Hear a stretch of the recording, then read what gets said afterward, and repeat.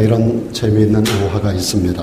하루는 닭과 개가 서로 간에 다툼을 하고 서로 간에 싸움을 하다가 해결할 수 있는 방법이 없어서 달림에게로 가서 문제 해결을 받고자 달림에게 질문을 하게 됩니다.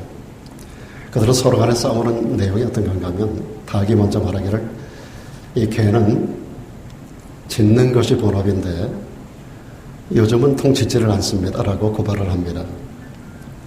그런데 닭이 하는 말이 개가 하는 말이 이 닭은 우는 것이 새벽마다 우는 것이 본업인데 새벽마다 요즘은 짖지를 않습니다 라고 이야기를 하는 거예요. 서로 간에 그들의 책임을 다하지 못하고 있다라고 고발을 하는 것입니다. 그랬더니 닭이 그에 대해서 설명을 하는 겁니다. 내가 새벽마다 오는 이유는 사람들을 정시간에 깨워서 밥을 하게 하고 출근을 하게 하고 하루를 시작하게 하는 데 목적이 있는데 요즘 집집마다 좋은 시계들이 다 준비가 되어 있고 핸드폰이 있어서 알람을 맞춰놓고 알람이 울어대니 내가 할 일이 없어서 요즘 내가 울지를 않는 거라고 대답을 했습니다. 근데 걔가 하는 말이 나도 할 말이 있다라고. 내가 짖는 이유는 도둑놈을 보고 짖어야 되는데 우리 집주인도 내가 보니 도둑놈이고 그러니 집주인을 보고도 짖어야 되고 우리 집에 오는 사람마다 내가 다 짖어야 하니 나는 하루 종일 짖기만 할 수는 없지 않습니까? 그래서 나는 짖는 일을 중단하기로 했습니다라고 대답을 했다는 얘기입니다. 재미있는 우화로만 넘기기에는 좀 슬픈 이야기가 아닌가라는 생각을 하게 됩니다.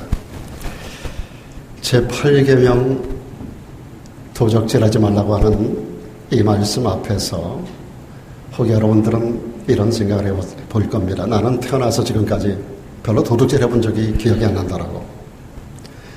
나는 도둑질과는 거리가 먼 삶을 살아간다라고 그렇게 말씀하는 분들이 있을 거라고 생각합니다. 틀리지 않은 말입니다. 그러나 정말 그럴까요?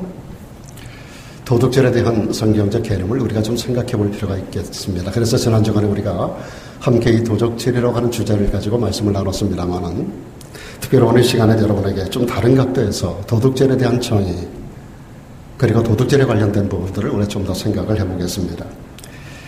우리가 말하는 도적질이라고 하는 게 뭔가 일반적으로 사람들은 몰래 남의 것을 남의 소유를 훔친다든지 억지로 빼앗는 것을 도둑질이라고 사람들은 이야기합니다. 그리고 특정한 개인이나 단체의 이익을 위해서 또 다른 사람에게 손해를 입히는 것 이것도 도둑질에 들어가게 됩니다. 가령 투기업자들이 폭리를 취하는 것이 그런 경우입니다. 기업주가 노동자들에게 주는 저임금 정책도 거기에 해당이 됩니다. 유해식품업자가 하나님 앞에 도적이고 폭리를 취하는 장사꾼도 하나님 앞에 도적입니다. 거짓 상품으로 소비자를 속이는 것도 거짓 저울을 거짓 추를 사용하는 것도 하나님 앞에 도적질이라고 성경은 지적을 해주고 있습니다. 그런데 여러분 물질적인 것 이것만 도둑질의 대상이 되는 게 아닙니다. 물질적인 것을 훔쳐가는 것만 도적이 아니라 시간 도적질도 있다는 거 아십니까? 우리는 많은 경우 지금까지 살아오면서 많은 사람과 여러 모양의 약속을 합니다. 그리고 나서 약속 시간에 늦는다든지 약속을 지키지 못하는 경우가 종종 있지 않습니까?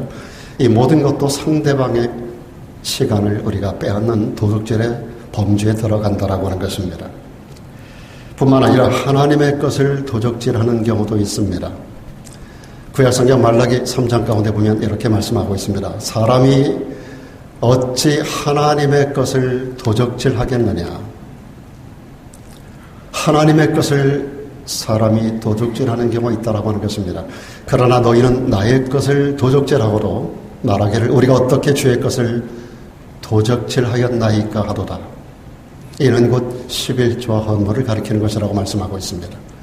만군의 여호와가 이르노라 너희의 온전한 11조를 창고에 들여 나의 집에 양식 있게 하고 그것으로 나를 시험하여 내가 하늘문을 열고 너희에게 복을 썩을 것이 없도록 붙지 아니하나 보라라고 말씀합니다.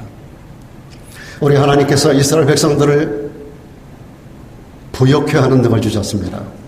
물질 얻는 능을 주셨습니다. 그들에게 여러 가지 많은 각도에서 윤례를 주시고 말씀을 주셨습니다. 여러분, 이스라엘 멸망사에 관련된 것들이 구약성경에 여러 각도로 지적되고 있습니다만 그 중에 하나가 하나님의 것을 도둑질하는 데서 나타난 결과 또한 거기에 포함이 된다고 말씀하고 있습니다. 우리 지금까지 새벽 시간을 통해 에스겔을 공부하면서 이스라엘의 남북 왕조가 우상 숭배에 관련된 것들로 집중적으로 말씀하고 있어서 단지 우상 숭배로만 이스라엘이 멸망했다라고 말하기가 쉽지만 많은 경우 성경은 지적하기를 하나님의 것을 도적질하고도 하나님의 것을 도적질하고도 오늘 여기 말씀 그대로입니다. 하나님의 것을 도둑질하고도 우리가 언제 도둑질했나이까라고 하는 그런 태도를 가지고 살아가는 것이 이스라엘의 멸망의 중요한 이유 중에 하나로 성경은 지적하고 있다라고 하는 것입니다. 이와 같은 몇 가지 도적질의 정의를 우리가 적용해 볼 때 우리 가운데 도적질하지 않는 사람이 얼마나 될까요? 그러면 도적질하지 말라라고 하는 이 8계명이 우리들에게 주는 교훈이 어떤 것이 있을까요? 우리가 지난주에 또 다른 각도에서 말씀을 살펴봤습니다만 오늘 제가 성경적 각도에서 세 가지를 좀 말씀을 좀 드리려고 생각합니다. 무엇보다 도적질하지 말라는 말씀은 남의 생명이나 재산을 침범하지 말아야 된다라고 하는 가르침입니다. 그 이유가 뭔가 하면 남의 생명과 재산을 침범하는 것이 창조주 하나님을 멸시하는 행위가 되기 때문이라고 말씀합니다. 여러분, 창세기 1장에 보면 하나님께서 만물을 만드셨습니다. 빛이 있으라 하는 말씀과 더불어 제6일차에 하나님께서 흙으로 사람을 창조하는 그런 장면까지 기록되고 있습니다. 그리고 하나님 만드신 모든 것이 하나님 보시기에 좋았다라고 말씀하시는데 여러분, 세상 모든 창조는 그것으로 끝나요. 하나님이 지으신 모든 것이 보기에 좋았다라고 말씀하지만은 우리 인간 창조에는 축복을 거기에 애당하는 걸 볼 수가 있습니다. 생육하고 번성하여 땅에 충만하라. 땅을 다스리라고 하는 명령을 주고 있습니다. 이것은 다른 것이 아닙니다. 여러분, 우리 인간들에게 그것을 잘 다스리고 관리하라고 하는 하나님의 대리 통치 명령을 우리 인간에게 주셨다라고 하는 것입니다. 첫날로부터 다섯째 날까지 지은 모든 만상 이후에 마지막 우리 하나님께서 우리 인간을 만들어 놓으시고 지금까지 지은 모든 것들은 다 너희들을 위한 거야. 여러분, 세상 모든 것들을 우리 인간이 누릴 수 있도록 하나님께서 만들어 주신 것입니다. 마치 어항을 준비하는 주인이 어항을 사지 않습니까? 흙을 사지 않습니까? 놀이기구를 사지 않습니까? 수초를 넣어주지 않습니까? 물을 적정한 온도와 그리고 물고기에 알맞는 그러한 액을 넣어서 물고기가 살 수 있는 모든 환경을 조성하지 않습니까? 이 모든 것들이 첫날로부터 5일 동안 이루어진 설관들입니다. 여러분, 수조는, 어항은 결국은 그 안에 들어갈 물고기를 위한 것입니다. 우리 하나님께서 물고기 같은 우리 인간 존재를 만들어 놓으시고 세상 어항 가운데 집어넣으신 거예요. 그리고 다스리라는 거예요. 누리라는 거예요. 관리하라는 거예요. 이 모든 것들을 아름답게 관리하라고 말씀하는 겁니다. 하나님의 창조의 원리를 따라서 하나님이 디자인하신 이 땅의 모든 삶의 원리를 너희가 하나하나 발견해가면서 물고기에게 주인은 너 거기 돌아다니다 보면 그 밑에 뭐가 숨겨져 있어. 내가 보물을 거기다 넣어놓은 게 있어. 그거 한번 찾아볼래? 그리고 여러 가지를 그 어항 안에다가 이렇게 주인이 물고기를 위해서 다 준비를 해놓지 않습니까? 우리 인간에게 우리 하나님께서 창조 5일 동안에 모든 것들을 준비를 해놓으시고 마지막 우리 인간을 그 가운데 놓으시고 인간이 운행하고 움직이고 하는 것을 바라보며 하나님 보시기에 심히 좋았다라고 말씀하시는데 우리 인간에게는 주어진 책임이 있다라고 하는 겁니다. 이 모든 것들을 관리하라는 겁니다. 창조의 목적을 따라 관리하고 다스리고 정복하라고 하는 대리 통치 명령을 하나님께서 우리 인간에게 특별히 주셨다라고 하는 것입니다. 그러나 타락한 인간들은 만물을 하나님의 창조 섭리대로 잘 다스리지 못하고 관리하지 못합니다. 그래서 인간의 욕심을 채우기 위해서 모든 환경을 파괴하고 말았습니다. 오늘 전 세계적인 이 환경을 통하여 나타나는 인간을 위협하고 공격하는 일들이 얼마나 많습니까? 특별히 올 한 해 2025년 한 해를 들면서 전 세계적으로 인간이 거역할 수 없는 기온의 급격한 여러 모양의 변화들을 여러분 보지 않습니까? 오늘 아침이라 한국에서 제가 살던 어떤 집에서 어떤 분에게 연락을 받았습니다. 이번에 비는 지금까지 봐왔던 비와는 또 다르더라는 거예요. 너무 겁이 나더라는 거예요. 빠져나간 하수구 양보다 위에서 쏟아붓는 물량이 너무 많아서 그것이 집을 타고 넘어 들어와가지고 지역이 높은 집인데도 불구하고 굉장한 위협을 느꼈는데 요 며칠 후에 그런 비가 한 번 더 온다라고 하는 기상대 예보를 이야기하면서 두려워하는 이야기를 오늘 아침에 제가 접하고 왔습니다. 미국 땅은 어떻습니까? 이 넓은 땅 동서남북 전체에서 1년 4계절을 우리는 다 경험할 수 있어요. 그러면서 얼마나 기상이변이 이 땅을 엄습하고 있는지. 우리 조국 대한민국이 40도 가까이 올라간 적이 있었나요, 지난날? 우리는 여기서 일상입니다만, 오늘도 42도까지 올라가는데 일상입니다만은 우리 조국 대한민국에서 40도까지 올라가는 적이 있었었나요? 매일같이 그렇게 올라간다는 거예요. 밤에도 30도를 넘어간대요. 25도가 넘어가면 열대야라 그래서 사람이 잠을 자지 못합니다. 이게 우리 조국과 이 미국만의 현상입니까? 전 세계적으로. 이 모든 것들이 무엇 때문인가요? 우리 인간의 욕심으로 나타난 결과들인 것이죠. 특히 19세기에 들어오면서 다윗의 진화론이 수많은 사람들에게 공식적으로 교육되고 하는 과정에서 적자생존의 원리를 사람들이 받아들이게 됩니다. 강한 자가 약한 자의 것을 빼앗는 것이 당연하다라고 하는 가르침입니다. 적자생존의 원리가 그런 거예요. 이때부터 서구의 식민주의 정책이 당연하게 받아들여집니다.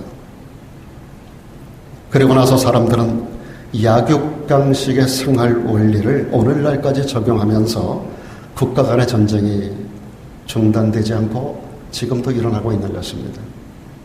어느 나라가 전쟁을 일으키고 하는 이유가 뭡니까? 상대 국가를 정복하고 이의를 얻겠다는 거죠. 전 세계 전쟁이 중단된 적이 역사 속에 얼마나 있었습니까?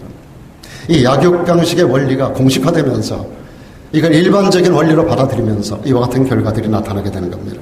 이와 같은 약육강식의 원리에 의해서 지나간 역사에 주로 아프리카와 우리 아시아에 있는 나라들이 강대국의 밥이 되어버렸던 겁니다. 이와 같이 다른 사람의 것을 빼앗는 것, 이 모든 것을 창조하신 창조주 하나님을 멸시하는 행위다라고 하는 것입니다. 이 모든 것은 하나님의 것을 도적질하는 또 다른 인간의 변형된 모습인 것입니다. 그리고 우리가 남의 생명이나 재산을 침범하지 말아야 되는 또 하나의 이유는 우리의 생명과 재산이 결국은 우리의 것이 아니라고 하는 것이죠. 우리의 생명과 재산의 모든 것은 국가의 것이 아닙니다. 사회의 것도 아닙니다. 우리 생명과 우리의 재산은 땅 위에 있는 이 모든 피조물들은 다 창조주 하나님의 것인 줄로 믿습니다. 그래서 기독교 국가인 미국과 서구 여러 나라 가운데 정통 기독교 신앙을 바로 가진 많은 어른들이 앞선 세대 수많은 사람들이 세상을 떠나갈 때 세상에 올 때 아무것도 가지고 온 것이 없으며 세상을 살아가는 동안에 하나님이 주신 것들로 이 세상을 살아가다가 이 모든 것들이 하나님께로부터 온 것을 기억하며 세상을 떠나갈 때 하나님 앞에 다시 드리고 가는 경우를 많이 보지 않습니까? 그래서 서구교회가 미국 교회가 지난날 아주 작은 우리 교회 정도의 사이즈라 하더라도 풀타임 서포트해서 수많은 선교사들을 전 세계에 파송할 수가 있었던 겁니다. 유럽의 그 많은 나라들이 이 미국 땅에 전 세계에 그 많은 선교사들을 보낼 수 있었던 이유, 단일 교회가 크기 때문에 선교사가 파송된 게 아닙니다. 아주 작은 교회에서도 풀타임 사역자로 필드 사역을 5명 이상을 보내는 이유가 뭔가 하면 사람들이 세상을 떠나갈 때 모든 제사를 하나님 앞에 드리고 가기 때문에 교회마다 그것을 가지고 선교 예물로 쓰는 거예요. 미시간에 저의 또 다른 부모님도 그분의 땅이 23에이커예요. 굉장히 좋은 땅이에요. 그 지역이 큰 대형물이 들어왔어요. 그 땅을 한 1,000만 불에 팔았어요. 근데 이분들이 세상을 거의 떠나갈 때쯤이었었어요. 조그마한 콘도 하나를 샀어요. 거기서 생활을 하시면서 그분들이 세상을 떠나가며 나머지 모든 1,000만 불 가까이 되는 돈을 전부 교회에 다 드리고 가더라고요. 그들에게 아들이 없어서가 아닙니다. 두 아들 잘 키워놨어요. 좋은 사업들을 경영해요. 사업 자금을 대준 것도 아니에요. 그리고 나서 그들에게도 얼마든지 더하여 줄고 그 손자 손녀들도 많이 있었어요. 또 저까지도 기억할 수 있었을 거예요. 그런데도 불구하고 모든 것들을 다 하나님 앞에 드리고 가더라고요. 그 위에 어머니의 어머니, 그 할머니가 돌아가실 때 그분은 땅 7에이커를 가지고 있었고 굉장한 부자에 사는데 그분도 가실 때 전부 다 그분이 몸담았던 학교와 그리고 교회에 반반씩 배분하고 하는 것을 제 눈으로 보았습니다. 저는 그분들을 현장 가서 지켜보았고 그분들의 삶의 모습을 바라보았어요. 이 모든 것들이 어떻게 가능한가? 그들은 분명히 이런 말을 합니다. 이 모든 것은 하나님께로부터 온 거야.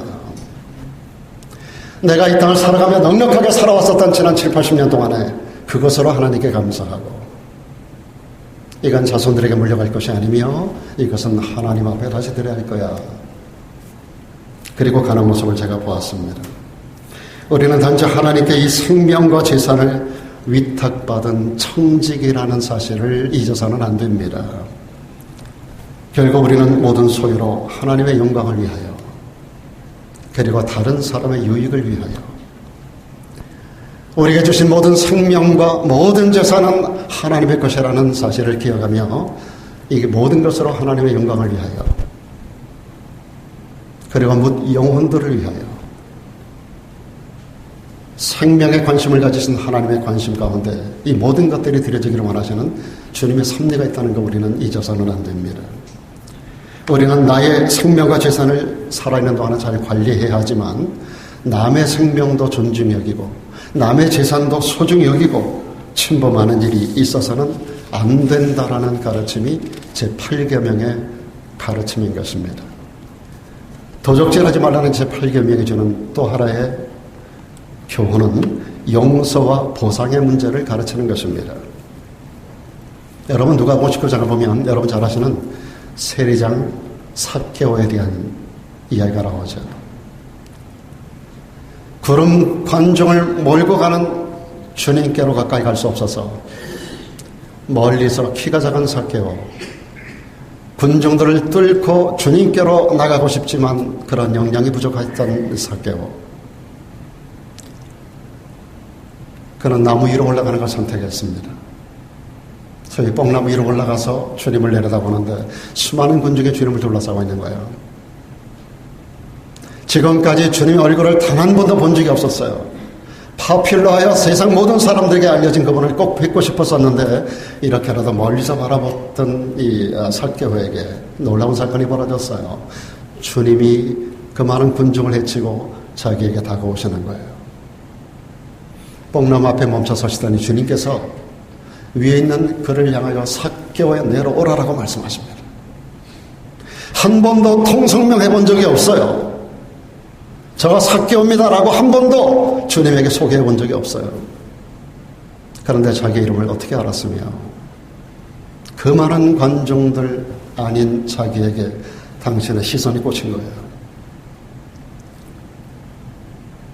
그는 나무에서 내려와 주님을 자기의 집으로 영접했습니다. 그리고 주님 앞에 모셨었습니다. 그리고 그는 주님 앞에서 자기 자신이 죄인임을 고백합니다. 여러분 세상 모든 사람들이 주님을 제대로 만나면 제일 먼저 나의 정체성을 깨닫게 되는 겁니다. 우리가 주님을 처음 만났을 때 제일 먼저 느끼는 감정이 주님 앞에 나는 죄인이라는 거예요. 사울이라고 하는 청년이 다메섹 도상에서도 그랬습니다.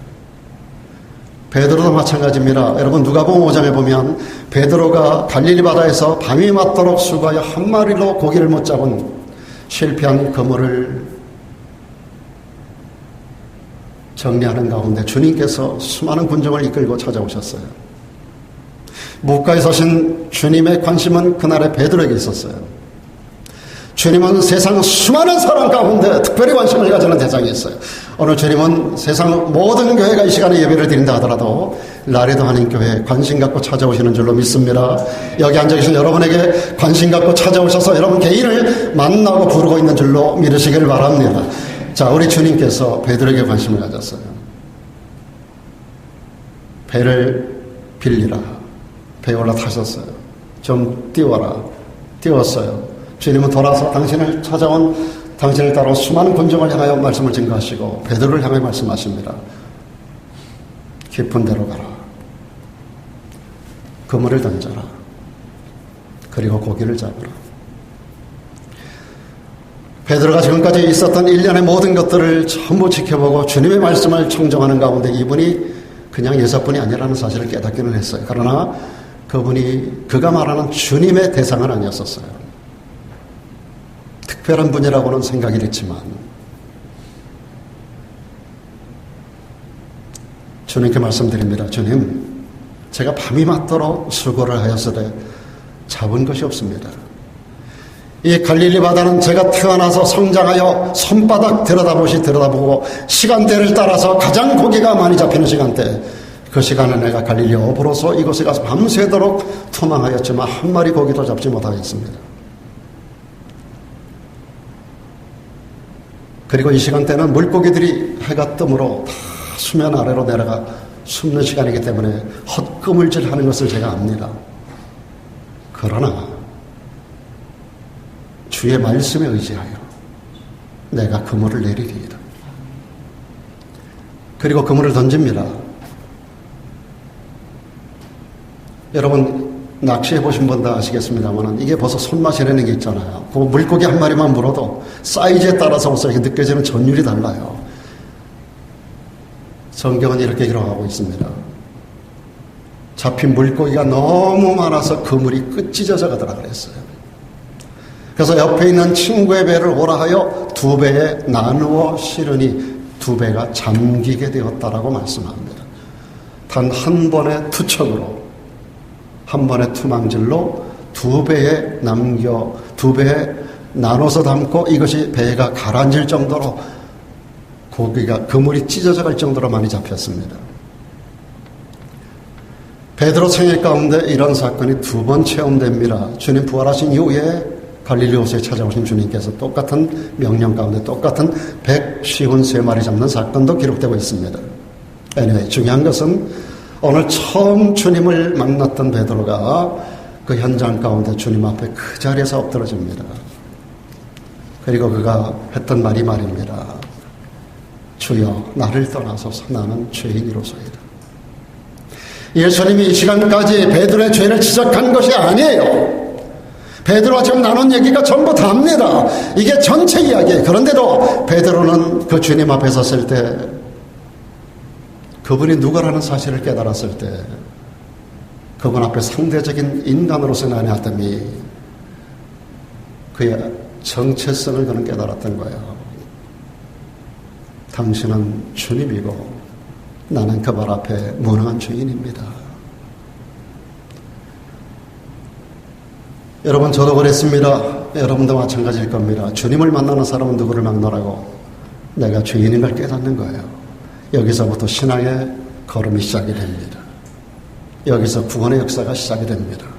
여기서 하나님의 사람다움이 새로운 인생의 걸음이 시작이 되어지는 것입니다. 그래서 삭개오는 이렇게 말한 겁니다. 주여 내 소유의 절반을 가난한 자들을 위하여 내놓겠습니다.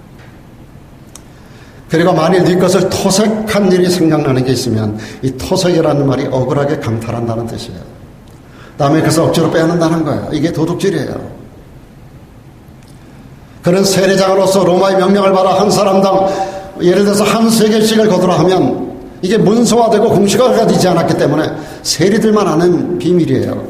그러니까 백성들에게 2세겔을 내라, 4세겔을 내라 할 수가 있어요.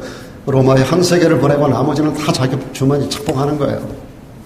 이게 토색하는 일이었었어요. 이게 도둑질인 거예요. 내가 네 것을 토색한 것이 생각나면 사배를 갖겠다는 겁니다. 보상하겠다는 겁니다.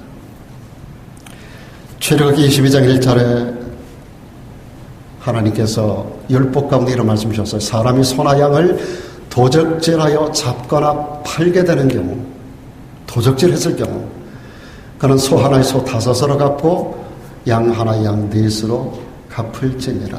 갚으라는 겁니다. 삭개오는 자신의 행위를 도적질한 것으로 간주하는 것이죠. 하나님께 참으로 용서받은 자는 반드시 그에 따르는 회개 열매를 맺게 됩니다.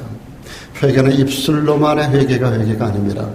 회개는 첫째가 갚는 거예요. 그리고 돌아서는 거예요. 가던 길을 돌아서는 게 회개고, 그리고 지난날에 잘못한 것을 갚는 것이 회개인 것입니다.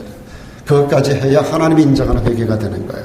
입술로만 잘못했습니다, 용서해 주세요 하는 것 같고 회개가 되는 게 아니라고요.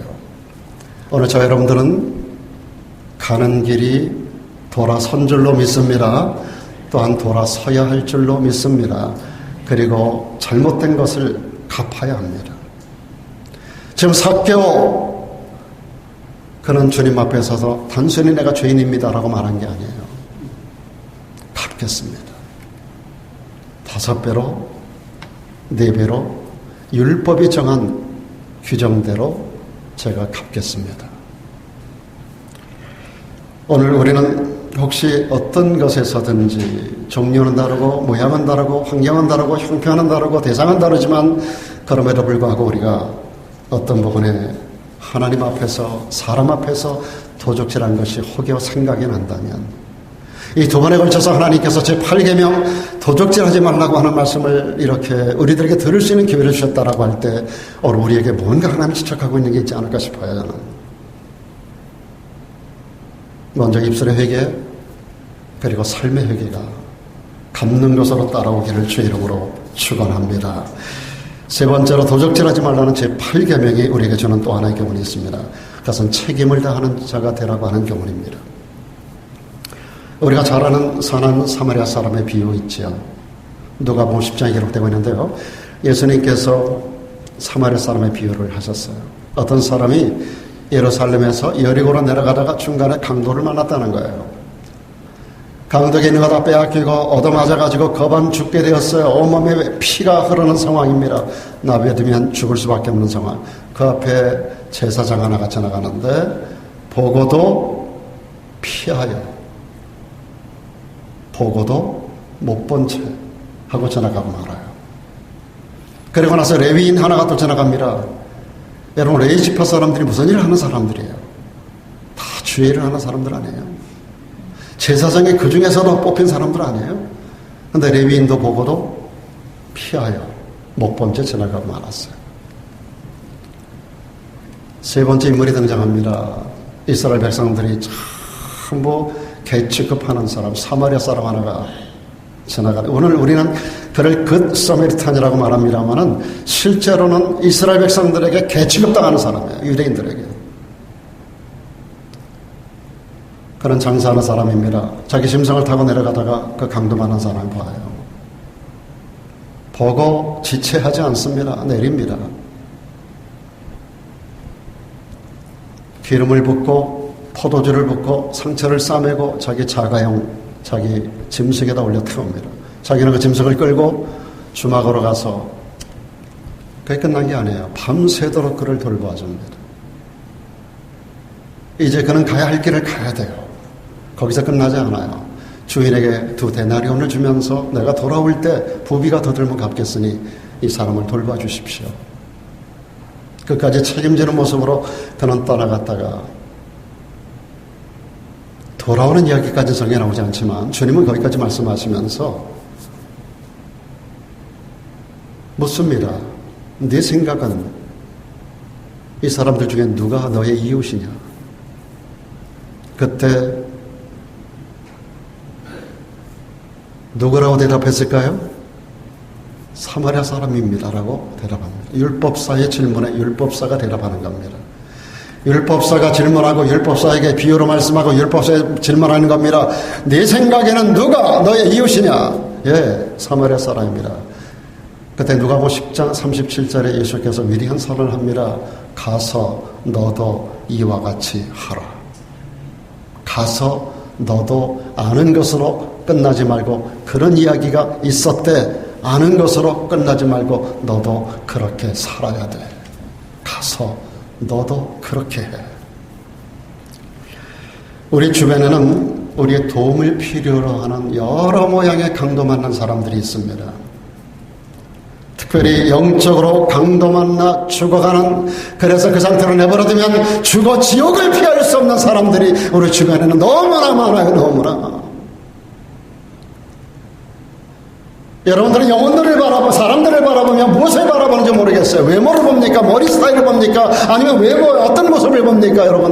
여러분의 눈이 사람들을 바라볼 때 여러분의 눈이 그들의 영혼을 볼 줄 아는 이 눈이 우리들에게 열려야 되는 거예요. 그냥 내버려두면 스스로 일어설 수 없는 강도 만난 이웃들이 우리 주변에는 너무나 많이 즐비해 있어요. 너무나 많아. 우리는 그들 앞에 이 제사장같이 못 본 채, 레위인처럼 못 본 채 지나가는 자가 되어서는 안 된다고 주님 말씀합니다.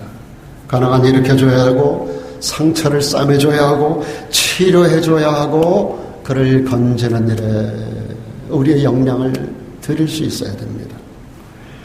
그리스도 밖에서 하나님을 몰라 죽어가고 있는 사람들에게 우리의 입을 통하여 그리스도의 생명의 복음을 전해야 되고요. 우리의 손을 통해서 주님의 사랑을 전해야 됩니다. 그래서 그들을 붙잡아줘야 되고 일으켜 세워줘야 하는 것입니다.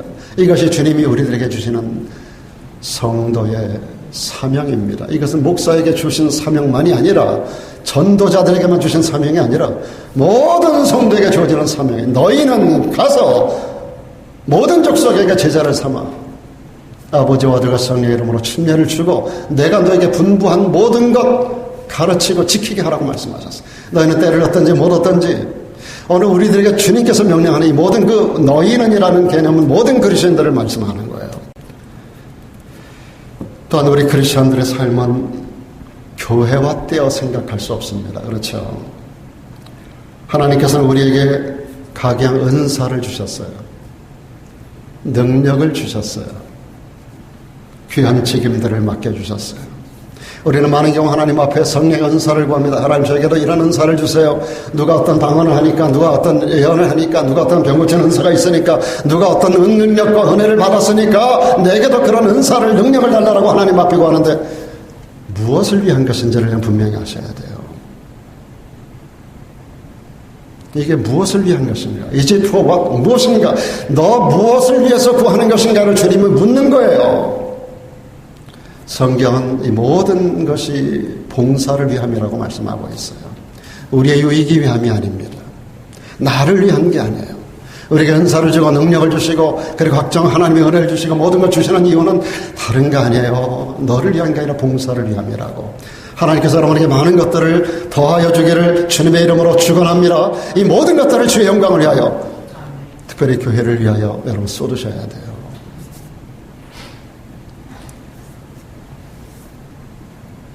모든 성도는 교회 안에서 그런 의미의 사명자들입니다. 그러므로 우리의 사명을 잘 감당하는 자가 되지 못하면 그 또한 그 은사를 주신 하나님의 것을 도적질하는 거예요. 은혜를 주신 하나님의 은혜를 배신하는 거예요. 그 능력을 주시고 우리를 사용하기 원하는 하나님의 기대에 못 미친 이것이 하나님 주신 도적질의 한 부분인 것입니다. 11조와 헌물만이 아닌 주시는 은사가 기프트 아닙니까? 하나님 주신 거예요.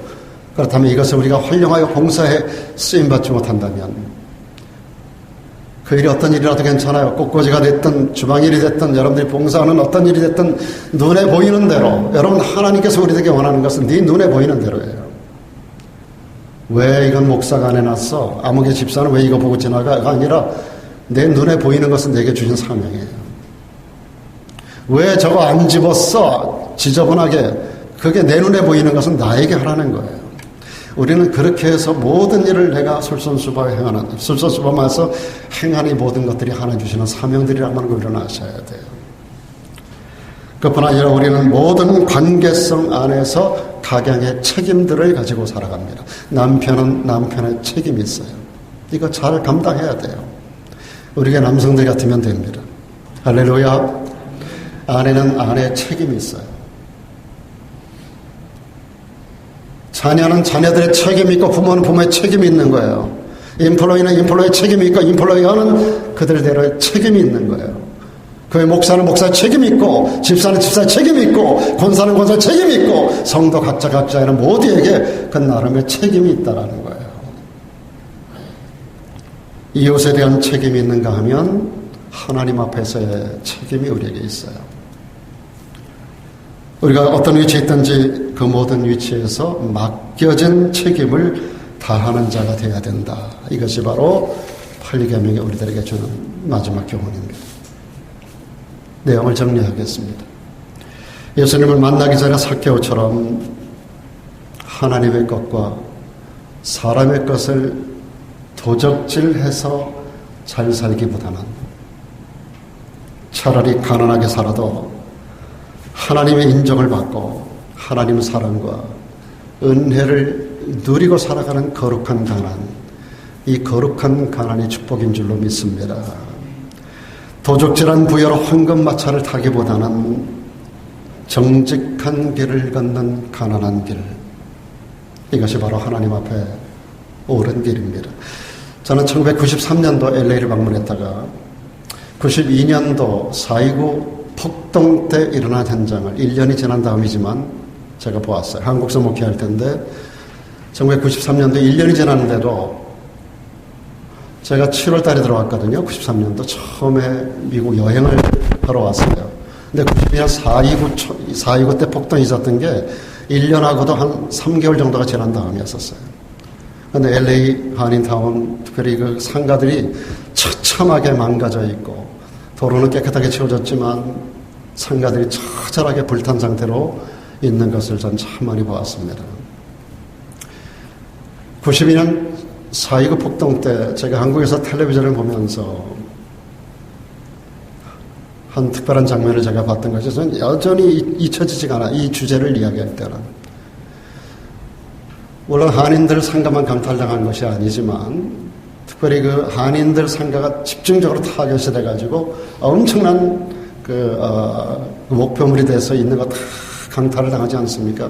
불질러지고 있는 거 다 갖고 도망가고 하는데 수많은 흑인들이 자식들까지 다 끌고 나와가지고 강탈하는 거예요. 요만한 애까지 자기 자식들이라고 흑인들이 또 애를 많이 낳지 않습니까? 다 끌고 와가지고 안에 들어가서 있는 물건을 다 싸갖고 나가는 거예요. 그런데 여러분 제 눈에 사로잡는 장면이 있었어요. 저는 이 장면이 잊혀지지가 않아요. 40대 한 중반쯤 돼 보이는 흑인 남성이 큰 상가 앞에서 팔을 벌리고 그 도둑질에 갖고 나오는 그 사람들을 향해서 그 눈물로 소리를 지르는 장면을 카메라가 잡았어요. 그때 그가 했던 말을 제가 적어놓은 게 있어요. 그래서 제가 찾아봤더니 적혀 있더라고요. 그분이 이렇게 외쳤습니다. 우리가 지금 우리 자녀들에게 무엇을 가르치고 있습니까? 이것은 도적질입니다. 이런 행동이 우리 선조로부터 받아온 흑인에 대한 차별과 학대를 우리 자녀들에게 그대로 물려주는 결과를 가져오지 않겠습니까? 우리는 우리의 자녀들을 위해서라도 절대로 이런 짓을 해서는 안 됩니다. 이 이야기가 주 메인 그분이 하고 싶은 이야기였었어요. 제가 그분의 이야기가 너무 충격적이라서 그때 제가 노트를 해놓은 거예요. 흑인들이 이 땅에서 차별을 당하고 이 땅에서 학대를 받는 그 이유가 바로 이런 것 아니겠습니까? 우리 자녀들이 똑같은 차별과 학대를 받아야 되겠습니까? 자식 새끼들까지 다 끌고 나와가지고서 이 짓을 하는 이것을 우리 자식들이 이것을 그대로 보고 배우고 그래서 또 세대가 제너레이션이 지나면 뭐하고 역사가 지나가면 뭐합니까? 이렇게 학대와 차별을 당할 이 결과를 당신들이 지금 오늘 교육하고 있는 거라는 거예요. 그런데요, 놀라운 사실이 있습니다. 그 들고 나오는 그 강탈하는 흑인들이요, 이 사람을 한 사람도 쳐다보는 사람이 없어요. 관심이 없어요. 그 말에는 그냥 그 들고 나오는 것만 관심이 있는 거지, 이 사람 앞에서 울든지 뭐 소리를 지르든지 이 사람에게 관심이 없어요. 강탈하고 끌고 나오는 도적질에만 관심을 가지고 있었던 거예요. 저는 그 순간을 제가 잊을 수가 없어요. 그 모습을. 자, 그래서 혹시 그런 영상이 있나, 어저께도 한 2시간 동안 제가 영상을 찾아봤어요. 유튜브를 통해서. 남겨져 있지 않더라고요. 도적질한 돈으로 자식들에게 좋은 음식 사 먹이면 뭐하고, 도적질한 돈을 가지고 하나님께 마땅히 해야 될 것을 가지고 내가 사치, 부귀, 향락을 누리면 도대체 뭐 하자는 겁니까? 차라리 가난하게 살면서 우리 자식들에게 정직을 가르치고, 우리 인생의 걸음, 사람의 연수가 70여 강간하면 80여라고 모세가 시편 90편에서 말씀하지 않습니까? 혹은 그 이상을 우리가 살아가는 가운데서 우리 남겨진 날들이 얼마 남지 않았는데, 저는 앞으로 내가 살 날을 생각하면 숨이 턱 막힐 때가 있어요. 앞으로 내가 몇 년이나 더 살 것이며 몇 년을 더 내가 탁월하게 사역을 할 수 있을까? 정말 하루하루가 새롭고, 정말 남은 날 하루하루를, 여러분, 시한부 인생, 불과 3개월 혹은 한 달을 시한부 인생으로 선고받은 사람들의 하루는 어떨까요? 그들에게 하루가 이전의 하루와 같을까요? 서영수의 하루가 보통 사람의 하루와 같을까요? 그들의 단 5분이 우리가 갖는 5분과 같을까요? 의미가? 우리는 우리 남은 날 계수하는 지혜를 가져라고 모세는 말하고 있습니다. 남은 날 계수, 카운트하는 지혜를 가지라는 거예요. 80이면, 90이면, 100세 시대면 남은 날이 몇 년 남았는가를 계산하라는 거예요. 그리고 지금같이 그렇게 살아온 아니대로 살지 말라는 거예요. 오늘 우리는 정신을 차리고 우리가 남은 날들을 계수하면서, 한 해가 지나면 이제 한 해가 줄어들고 하나님 앞에 갈 날이 점점 가까워갈 때 우리는 남은 날들을 계수하면서 적어도 우리는 하나님 다움으로, 하나님의 사람답게, 하나님의 사람이라 인정받았던 성경의 그 많은 사람들 같은 그런 모습의 한 장면을 우리의 삶 속에 연출해야 되지 않겠나, 그런 생각을 해보게 됩니다. 오늘 우리의 신앙이 물질 생활에 있어서나 시간을 사용하는 데 있어서나 기타 모든 생활에 있어서 이전보다 더 정직하게, 하나님 앞에 거룩하게 우리의 삶을 구별했으면 좋겠습니다. 우리 하나님께서 말씀합니다. 레위기 11장 거룩장에서 내가 거룩하다, 너희도 거룩하라라고 말씀하십니다. 나는 너희의 하나님이 되려고 너희를 애굽 땅에서 인도해낸 여호와라. 내가 말이야 거룩해, 너희도 말이야 나처럼 거룩해야 돼. 그리고 우리 하나님께서 우리들에게 이렇게 경고하고 있습니다. 스스로 속이지 마라. 하나님은 만홀히 여김을 받지 아니하시나니 사람이 무엇으로 심든지 그대로 거두리라. 거룩하신 하나님은 의로우신 재판장이 되셔서 우리 모든 것을 판단하십니다. 제가 수요예배 때 최근에 2시간 동안 강조한 것 중에 하나가 뭐냐면 보응과 보상의 차이입니다. 우리는 하나님 앞에 보상의 대상으로서의 삶을 살아야지 보응받는 대상으로서의 삶을 살아서는 안 된다. 하나님의 보상 앞에 우리가 서기를 축원합니다. 하나님의 보응 앞에서는 불행한 자가 되어서는 안 됩니다.